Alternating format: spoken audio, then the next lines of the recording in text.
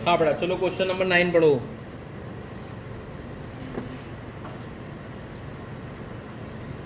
Question number 9 पढ़ना है।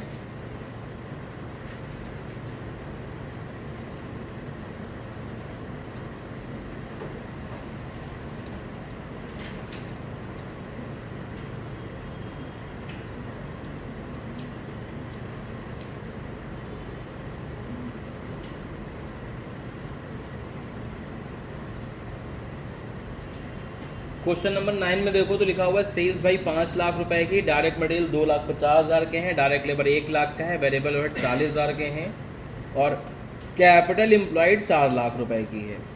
यानी सवाल में देखो तो फिक्स कॉस्ट नहीं दे रखा है, तो सबसे पहले हमें फिक्स कॉस्ट निकालना पड़ेगा। तो हेडिंग डाल दी हमने कैलकुलेशन ऑफ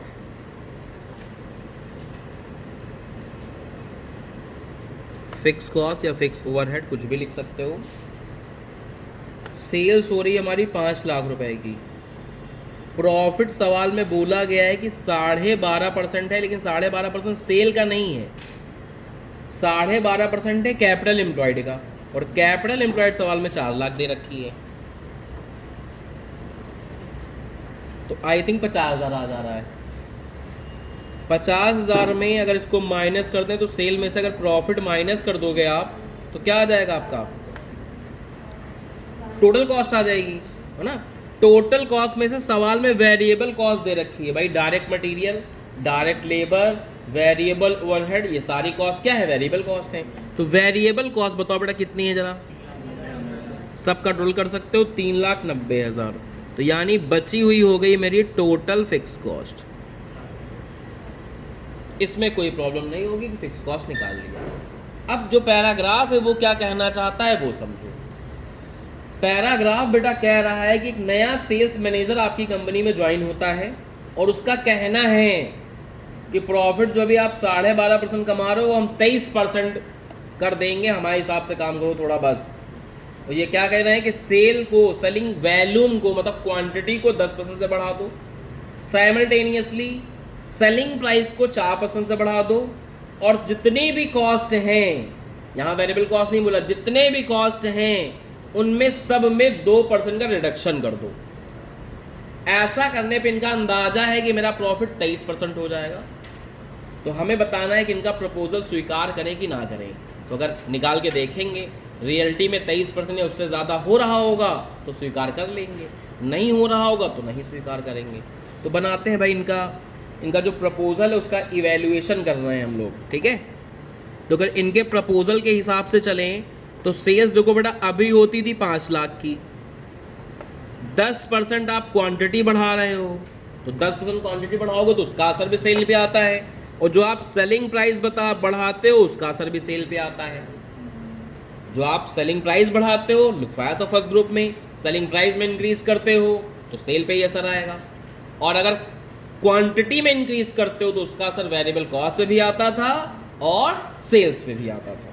हाँ, ऐड करके बताओ कितना है बेटा, माइनस टोटल वेरिएबल कॉस्ट। अभी जो वेरिएबल कॉस्ट लग रही है वो 3,90,000 की लग रही है, लेकिन क्वांटिटी के बढ़ने का असर तो सारी वेरिएबल कॉस्ट पे भी डालना होता है। क्वांटिटी का असर सेल पे भी पड़ता है और सारी वेरिएबल कॉस्ट पे भी पड़ता है। सेलिंग प्राइस का असर सिर्फ सेल पे पड़ता है। और एक बात और है, कह रहा था जितनी भी कॉस्ट है वो 2% से कम भी होंगी। 2% से कम करना है तो 98/100 कर लो, 4,20,000, 420, 2 बार 420। फिक्स कॉस्ट अगर देखो तो अभी की 60,000 है। क्वांटिटी का असर फिक्स कॉस्ट पे नहीं पड़ता है, लेकिन जो 2% रिडक्शन की बात थी वो तो सारे कॉस्ट एलिमेंट में डालना था, ऐसा हम नहीं सवाल कह रहा है। तो इस कॉस्ट एलिमेंट पे भी बढ़ा और इस कॉस्ट एलिमेंट पे भी बढ़ा। ऐसे में प्रॉफिट बताओ बेटा जरा कितने होंगे, 92780। परसेंटेज ऑफ प्रॉफिट निकालो, लेकिन ऑन कैपिटल एम्प्लॉयड तो 92,780 डिवाइड बाई 4 लाख गुणे 100,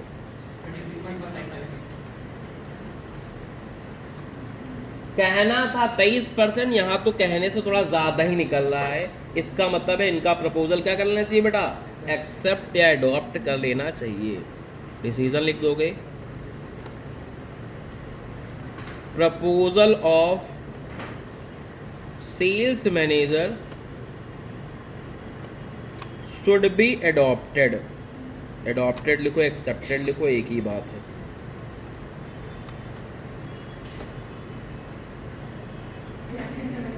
हाँ बेटा, आसान तो क्वेश्चन नंबर 10 में है, बहुत आसान है, इसमें कोई दम नहीं है, बस आपको पता होना चाहिए किसका असर कहाँ कहाँ कैसे कैसे पड़ेगा।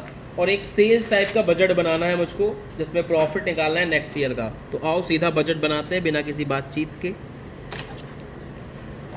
सबसे पहले अगर सेल बोलें तो सेल दो हो रही हैं। एक तो टफ एंड ग्लास की हो रही है, टफ एंड ग्लास, और एक बेंड टफ एंड ग्लास। इसकी सेल हो रही 3 लाख रुपए की, इसकी सेल हो रही 5 लाख रुपए की, और टोटल 8 लाख रुपए की आपकी सेल हो रही है। चलो बहुत अच्छी बात है, 8 लाख की सेल आ गई। ठीक है, सारे खर्चे भी दे रखे हैं, एक एक करके सारे कॉस्ट घटा दो। जैसे डायरेक्ट मटेरियल, टोटल सेल का 60% है, 4,80,000। फिर डायरेक्ट वेजेस, 20 वर्कर काम करते हैं, 150 रुपये महीना देते हैं, साल भर का करना है तो इंटू 12 कर दो। कितना बताओ बेटा, 36,000। 36,000 रुपये ये हो गए। डायरेक्ट वेजेस के बाद बेटा आता है फैक्ट्री ओवरहेड। फैक्ट्री ओवरहेड के अंदर कई आइटम है, जैसे इनडायरेक्ट लेबर की बात करो तो वर्क मैनेजर की सैलरी है 500, महीने के हिसाब से देखोगे तो बेटा 6,000 हो गई। इसके बाद फोरमैन की सैलरी है 400 इंटू 12 करोगे तो 4800 रुपये हो गया। इसके बाद स्पेयर इन स्टोर्स 2.5% है सेल का, तो 20,000 रुपये ये आ गया।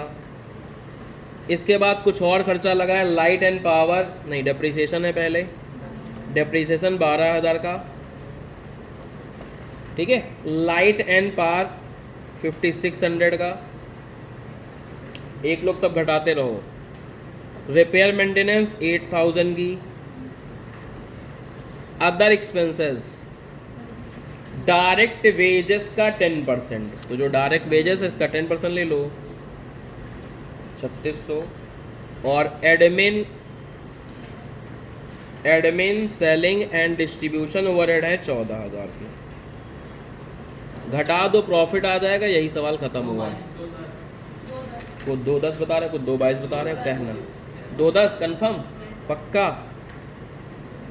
तो 2,10,000 का प्रॉफिट आ जाएगा। तो मतलब सवाल में कुछ था ही नहीं, केवल जोड़ना और घटाना था। सेल पकड़ लो, बाकी सब घटा दो, आंसर आ गया। ठीक है, चलो छाप डालो, टिप डालो, कल रिवाइज भी किया होगा, बनाते हैं। और सवाल में देखो तो सेल दे रखी, कितनी कितनी हो सकती है इन लोगों की। क्लोजिंग ओपनिंग इन्वेंट्री दे रखी है। ठीक है, तो उसकी मदद से आप क्या निकाल सकते हो बेटा कि प्रोडक्शन कितने होंगे। ठीक है, तो क्वेश्चन नंबर 13, इसमें आप बना रहे हो सबसे पहले प्रोडक्शन बजट।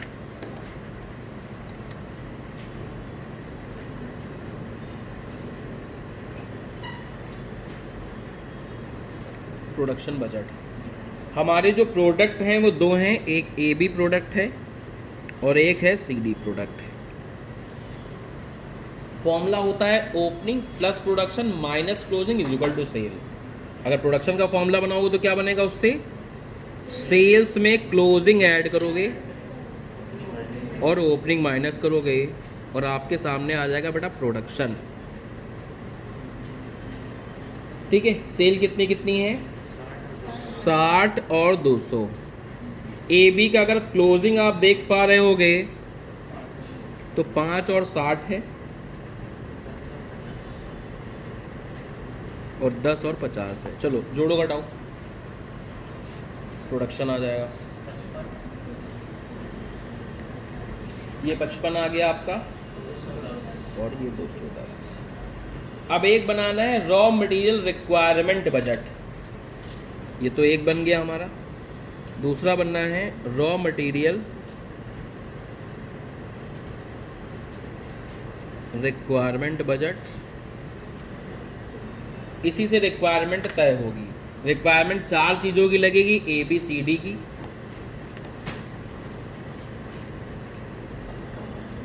AB बनाने के लिए फॉर AB आप बनाओगे 55 और 55 बनाने के लिए सिर्फ A और B लगेगा, जो कि 80 और 20 के रेशियो में लगेगा। तो 80-20 के रेशियो में बांट लो, 44-11 आ जाएगा। और जो CD प्रोडक्ट बनाते हो 210, इसको बनाने के लिए C और D लगेंगे, जो कि 50-50 के रेशियो में। तो ये आ गई रॉ मटेरियल की रिक्वायरमेंट, यानी हमको 44A चाहिए, 11B चाहिए, 105C चाहिए और 105D चाहिए। कोई दिक्कत, कोई परेशानी? कंज्यूम, ठीक है। जब एक्चुअली में बात करते हो, जब काम हो जाता है तो उसे कंज्यूम कहने लगते हैं, जब फ्यूचर का सोचते हो तो उसको रिक्वायरमेंट बोलते हैं। बात एक ही है। इसके बाद बनाना है बेटा हमको परचेज बजट। परचेज बजट में एक्सपेंडिचर चाहिए, कितना मटेरियल खत्म किया आपने। तीसरा बनाएंगे हम लोग परचेज बजट, ठीक है। यही 4 गुड्स खरीदोगे आप, ABCD।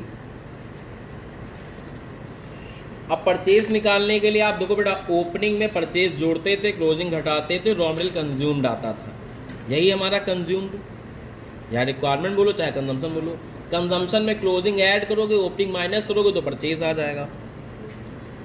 तो रॉ मटेरियल रिक्वायर्ड बोलो, या इसी को रॉ मटेरियल कंज्यूम्ड बोल सकते हो, या आपने निकाल लिया था।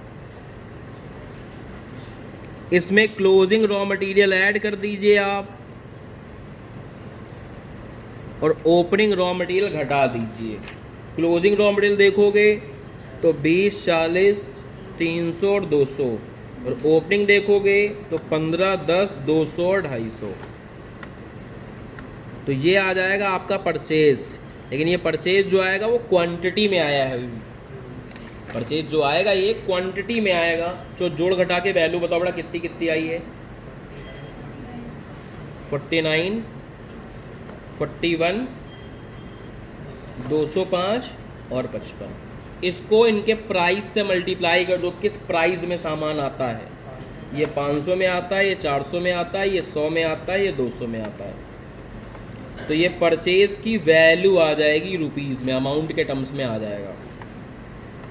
इसको मल्टीप्लाई कर दोगे 24,500, इसको मल्टीप्लाई कर दोगे 16,400, इसको मल्टीप्लाई कर दोगे तो 2,05,000, 2,05,000 नहीं 20,500, और इसको मल्टीप्लाई कर दोगे तो 11,000।